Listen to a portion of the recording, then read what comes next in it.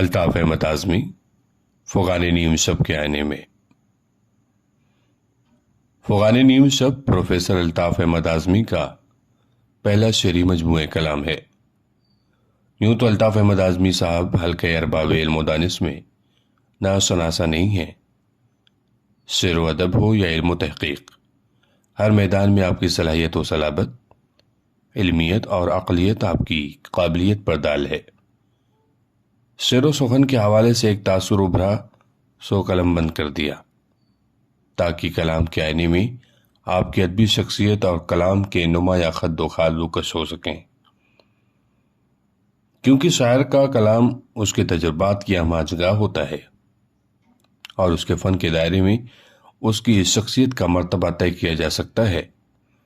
فنون لطیفہ میں شعر و شاعری کا مزاج خوش ذوقی کی علامت ہے، جہاں زندگی کے تجربوں کی آنچ پر خیال کو دبازت دی جاتی ہے۔ بقول خلیل الرحمن اعظمی، فکشن ہو یا شاعری، فنکار کی اصل تصویر کشی اس کے فن کے دائرے میں طے کی جاتی ہے۔ فنون لطیفہ میں شعر و شاعری کا مزاج خوش ذوقی کی علامت ہے۔ الطاف احمد اعظمی صاحب نے اپنے شعری پیکر میں حیات کالمیہ بیان کیا ہے اور قاری کے ذہن کو زندگی کے حقائق کی طرف معکوس کیا ہے۔ معنی حرمہ نصیبی، غم انگیزی اور یاس کے اندھیروں میں حوصلہ مندی، جرأت، جسارت اور آرزومندی کی روشنیاں بانٹتے ہیں۔ آپ کے کلام میں شائستگی، برجستگی، رعنائی اور شگفتگی کی عمدہ مثالیں ملتی ہیں، لیکن آپ کا اصل میدان علم و تحقیق تھا۔ گو کہ آپ نے شعریات مسرک کا بغور مطالعہ کیا، لیکن اس کو کبھی اپنے اصل توجہ کا مرکز نہیں بنایا، کیونکہ آپ کا اصل مقصد علوم اسلامیہ کی ترویج و اشاعت تھا۔ الطاف احمد اعظمی صاحب گلستان شبلی و فراحی کے گلے سرسبد ہیں اور خوش اچی بھی۔ شعر و ادب میں کمال نوازی کے ساتھ آگے بڑھتے ہیں اور کامیابی کے ساتھ عہدہ برا ہوتے ہیں، جو آپ کے مطالعے اور ادبی و شعری شعور کا بین ثبوت ہے۔ نام الطاف احمد 1942 ضلع اعظم گڑھ کے موضع باٹن پارہ میں پیدا ہوئے۔ مدرسۃ الاصلاح سے تعلیم پائی، لیکن فارغ التحصیل نہ ہوئے۔ اس کے باوجود آپ کے اندر بلا کی شعری و تخلیقی صلاحیت پائی جاتی ہے۔ انہوں نے قرآنیات، اسلامیات، ادب، طب اور اقبالیات میں گراں قدر خدمات انجام دیں۔ اردو اکیڈمی دلی کے وہ نائب صدر بھی رہے۔ علامہ اقبال کے فکر و فلسفہ پر ان کی تحریریں، خطبات اقبال ایک مطالعہ، اقبال کے بنیادی افکار، اقبال اور وحدت الوجود اور اقبال کا تصوری اجتہاد کو اقبالیات کے ذخیرے میں گراں قدر اضافہ قرار دیا گیا، اور متعدد ماہر اقبالیات نے ان کتابوں کی عظمت و انفرادیت کا اعتراف کیا۔ قرآنی مقالات چند اہم مباحث کے عنوان سے ان کے مقالات کا ایک اہم مجموعہ شائع کیا۔ اس کے علاوہ توحید کا قرآنی تصور، ایمان و عمل کا قرآنی تصور، تجلیات حق، انوار قرآن مجموعہ مقالات، قرآن مجید کے امتیازی تصورات، قرآن کے کلام الہی ہونے کے شواہد، مولانا فراحی کے بنیادی افکار اور فی ملکوت اللہ اردو ترجمہ وغیرہ قرآنیات پر ان کی اہم نگارشات ہیں۔ قرآنیت پر ان کی اہم تصنیف میزان القرآن کے نام سے 3 جلدوں پر مشتمل تفسیر ہے۔ بہت پہلے سورہ فاتحہ ایک تحقیقی مطالعہ کے عنوان سے انہوں نے تفسیر کا آغاز کیا تھا، جس کے علمی حلقوں میں خوب پذیرائی ہوئی۔ پھر 25 سال کی طویل مدت کے بعد انہوں نے یہ تفسیر لکھی۔ ان کے احساسات و تاثرات کو ان کے مجموعہ کلام فغان نیم شب، چراغ شب گزیدہ اور زنجیر غزل میں محسوس کیا جا سکتا ہے۔ خاک وطن اعظم گڑھ کے علمی افق پر نیر تابہ بن کر ابھرے اور دبستان شبلی کے اس شعری روایت کو برقرار رکھا جس کے سرخیل علامہ شبلی نعمانی ہیں۔ آپ کا شعری مجموعہ کلام فغان نیم شب آپ کی زندگی کے تلخ تجربات کا افسردہ ہے۔ کتاب کے مطالعے سے یہ اندازہ لگانا مشکل ہے کہ اس میں شاعری غالب ہے یا شاعر۔ آغاز حمد و نعت سے ہوا ہے، نظم و غزل کی اعلیٰ قدریں نظر آتی ہیں، کلام میں کلاسیکیت اور اعتباریت ملتی ہے، اکثر نظمیں حادثاتی اور تاثراتی ہیں۔ اور سب سے بڑھ کر مقصدیت عیاں اور منزل متعین ہے۔ الطاف احمد اعظمی صاحب کو سخن و شعر کا اعلیٰ شعور عطا ہوا ہے۔ غیرت مندی آپ کی ذات و حیات کا لازمہ ہے۔ آپ اپنی شاعری میں جا بجا نوجوانوں کو دعوت فکر و عمل دیتے ہیں اور حالات کی نامساعدت سے ملول نہیں ہوتے۔ شعر ملاحظہ فرمائیں: چراغ غیر سے دریوز ضیا کب تک، کہیں تو ہم بھی فروزہ کوئی چراغ کریں۔ آپ کی شاعری میں زبان و بیان کے اعلیٰ نمونے اور شعری خصوصیتیں بدرجہ اولیٰ ملتی ہیں۔ الطاف صاحب ہمان نئے زاویوں کو جنم دیتے ہیں، کسی تقلید و اتباع کے قائل نہیں ہیں، بلکہ شعری معاملات میں اجتہادی شان رکھتے ہیں، لیکن روایات سے برگشتہ نہیں ہوتے۔ صوف نے وہ عہد دیکھا جس عہد میں ایک طرف آزادی کے کھو دینے کا غم تھا تو دوسری طرف آزادی کے حصول کی تحریکیں سرگرم عمل تھیں، جہاں انگریزی استعمار کے خلاف طلبگاران حریت اپنے دامن کی دھجیوں کا فریرہ بنا کر زندہ باد کے نعروں سے سرشار تحریک آزادی کو نئی تب و تاب بخش رہے تھے۔ احتجاج اور ہنگاموں کا دور تھا۔ الطاف صاحب کے اندر بھی وہی ولولہ موجیں مار رہا تھا۔ یہی وجہ ہے کہ ان کی اکثر نظمیں اسی تاثر کی زائدہ ہیں۔ وہ جہاں حریت عدم کے قائل ہیں، وہی معاشرتی شکست و ریخت، سماجی انتشار، خود غرضی، بے مروتی، انا پرستی، ریاکاری، ہوس زر جو انسانوں کے اندر رچ بس گئی ہے، اس ناہمواری اور کشمکش و کشاکش سے آزردہ ہیں۔ ان کے شعروں میں جا بجا صدائے احتجاج ملتی ہے، کیونکہ تقدیس آدم، انسانی ہمدردی، یکسانیت، امن و سلامتی اور صالح روایات کے پاسدار ہیں۔ شاعری میں کسی جماعتی منافرت اور گروہی عصبیت کے خلاف رہے، بلکہ ان کا مسلک شاعری یہ ہے کہ ایک شاعر معاشرے کی اصلاح میں اہم کردار ادا کر سکتا ہے، اور یہ اس کے فرائض میں سے ہے۔ انہوں نے جو کچھ کہا ہے، ہر طرح کی خارجی و داخلی عوامل سے پاک خالص ادبی مفاہیم کی ترویج کی ہے۔ تصنع تکلف سے کوسوں دور خود اپنی ذات کو اوروں کے لیے وقف کر دینے کا جذبہ رکھتے ہیں، لیکن وہ معاشرے کی گرتی ہوئی قدروں سے افسردہ ہیں۔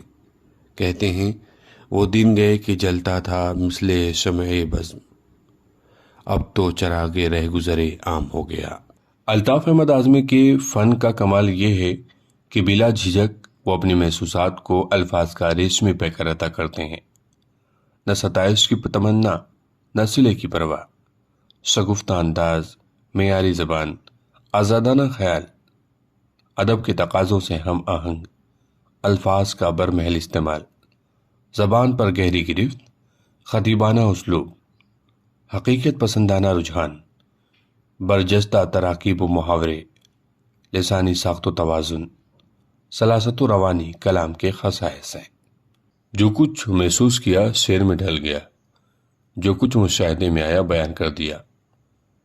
مطالعہ وسیع اور مشاہدہ گہرا ہے، بالکل آنکھیں میری باقی ان کا کہ مصداق، کچھ نہ تمام فسانوں کے واسطے، سنتا ہوں دوسروں سے محبت کے واقعات۔ فغان نیم شب آپ کے جذبات و احساسات کا آئینہ دار ہی نہیں، بلکہ ایک کرب، ایک آہٹ، ایک فغاں ہے جو سنی جا سکتی ہے، ایک احساس ہے جسے محسوس کیا جا سکتا ہے، اور اس احساس میں سچائی، خلوص، مروت، ہمدردی اور انسانی جذبات کی نمود پائی جاتی ہے۔ اشعار ملاحظہ فرمائیں: اپنے احساس کے شعلوں میں جلا جاتا ہوں، صورت شمع جلاتا ہوں اور گھلا جاتا ہوں، بن گیا میرا یہ احساس میری جان کا عذاب، آج حیرا ہے میری گوشہ نشینی پہ جہاں، کیسے دکھلاؤں اسے سینے پرخوں اپنا، کیسے بتلاؤں کہ خوابوں کا فسوں ٹوٹ گیا، یاس کی کوہر میں گم ہے دل محزوں اپنا، پھر وہی چاند وہی میں وہی تنہائی، پھر وہی درد وہی تلقین شکیب آئی۔ اور یہی سچائی ان کے ایقان و ایمان کی ترجمانی کرتی ہے۔ کہتے ہیں غم حیات کا درما نہ کر تلاش کہیں، علاج درد جگر لا الہ الا اللہ۔ ان کی یہ سوچ اور فکری جہت کیا ہے؟ اس کا دائرہ بے حد وسیع ہے۔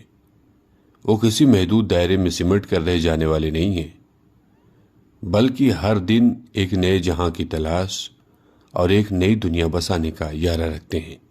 شعر دیکھیں، آہستہ نسیم سحر، کچھ خبر بھی ہے، بیٹھا ہے دل سجائے جہان تصورات۔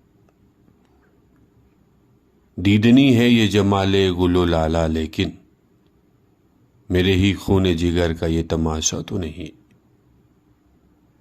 جس گھڑی زندگی ہوئی چراغ سحری، غمگسار کا بھی انداز بدل جاتا ہے،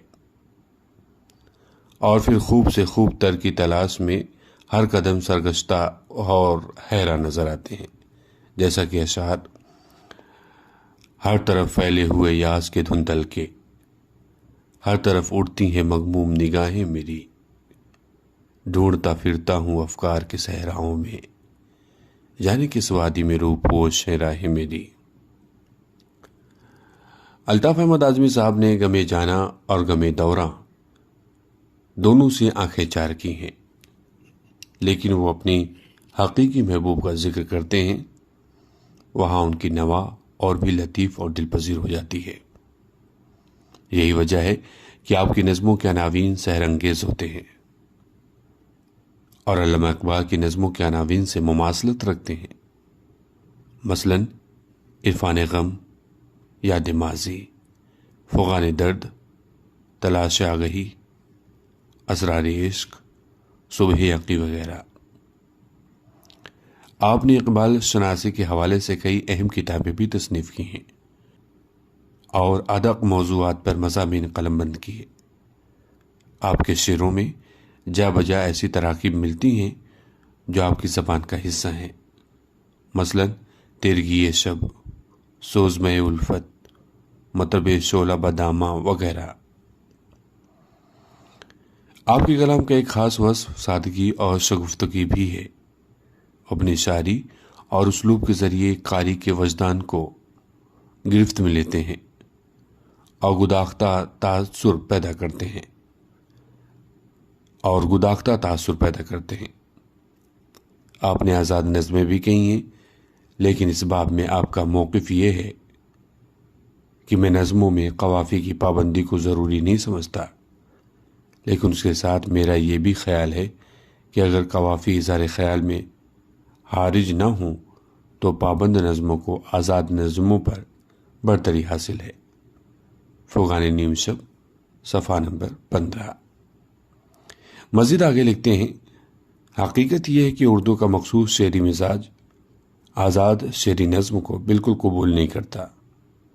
اگر یہ میں کہوں تو غلط نہ ہوگا کہ نثری نظم تو کجا، آزاد نظم لکھنے کا حق بھی انہی شعراء کو حاصل ہے جو پابند نظمیں تمام شعری لوازم کے ساتھ کہنے پر قدرت رکھتے ہیں۔ فغان نیم شب، صفحہ نمبر 16۔ نظم شکست دل میں ان کا ایک انداز یہ دیکھا جا سکتا ہے، اے اہل طرب تم میری صدائے درد فغاں سے گھبرا کر کیوں آئے ہو مجھ کو سمجھانے، بچوں کی طرح سے بہلانے، دیکھو تو ذرا ان زخموں کو بہتا ہے لہو پانی کی طرح، دیکھو تو ذرا ان آنکھوں کو تصویر ہے یاسو ہرما کی، دیکھو تو ذرا ایک لمحے کو خوناب بدخشاں مژگاں کی، کچھ اس میں رنگے خون جگر، کچھ اس میں لگتے قلب حزین۔ الطاف احمد اعظمی صاحب نے اپنی شاعری میں فطرت کی بھی خوب عکاسی کی ہے، مثلاً طلوع صبح کا منظر، سکوت شب ماہ، چاندنی رات، حسن اصل، تفسیر جہاں، برسات، فصل خزاں جیسی نظمیں اس امر پر دال ہیں۔ پروفیسر شمیم حنفی صاحب نے اس مجموعے کلام پر اپنے تاثرات کا یوں اظہار کیا ہے، ان کا ذہن نامطبوع حالات کو تبدیل کرنے یا کم از کم ان کے جبر سے رہائی کے راستے بھی ڈھونڈتا ہے، تو یہ نظمیں اسی طرح کے تجربوں کی عکاس ہیں۔ وہ جو ایک روایت دانشورانہ شاعری کی حالی اکبر اور اقبال کے واسطے سے مرتب ہے، الطاف صاحب کا ذہن اسی روایت سے نسبت رکھتا ہے۔ شمیم حنفی، تعارف، فغان نیم شب، صفحہ 8۔ پروفیسر سید غلام سمدانی، دلی یونیورسٹی، رقم 53۔ فغان نیم شب وہ فغاں ہیں جو متاثر کرتی ہے۔ شاعر نے اپنی شخصیت کو شاعری سے الگ نہیں رکھا۔ شخصیت اور شاعری کے درمیان کی سنویت نہیں ہے۔ شاعر جو ہے وہی اس کی شاعری ہے۔ اس نے اپنے شعر میں اپنے محسوسات کو سمونے کی کوشش کی ہے۔ یہ شعر برائے شعر نہیں، بلکہ شعر برائے شعر و شعور ہے۔ مسائل و معاملات کی بابت ایک پیش رفت ہے۔ اپنے اندرون کی گہرائی و گہرائی کو گرفت میں لینے کی ایک صحیح ہے، اور بطون انسانی میں پوشیدہ امکانات کی دریافت کی ایک کاوش ہے۔ ایک دردمندی ہے، ایک روداد قلب ہے، بلند سے بلند تر فضاؤں میں پرفیشانی کی آرزو ہے۔ بہرحال ڈاکٹر الطاف احمد اعظمی اپنے اس ارمغان فغان نیم شب کی روشنی میں اپنے ہم اثروں سے یہ کہنے کا حق رکھتے ہیں کہ چادری بزم سخن آوردہ امدانہ کی چیست، یک گل یک نیستان نالا یک خانہ میں۔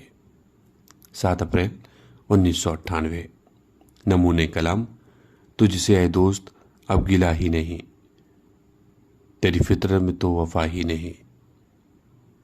تجھ سے اے دوست اب گلہ ہی نہیں، تیری فطرت میں تو وفا ہی نہیں۔ سب ہے حاصل مگر خوشی تو نہیں، سانس لینا ہی زندگی تو نہیں۔ اب تو تقلید کے زنداں سے نکلنے دو مجھے، وقت بدلا ہے تو تھوڑا سا بدلنے دو مجھے۔ جس گھڑی زندگی ہوتی ہے چراغ شہری، غمگساروں کا بھی انداز بدل جاتا ہے۔ ہر آدمی کے ہاتھ میں پتھر ہے آج کل، اب دل کے آئینے کو بچائیں تو کس طرح۔ یہ مضمون 2019 الطاف احمد اعظمی صاحب کی حیات میں لکھا گیا۔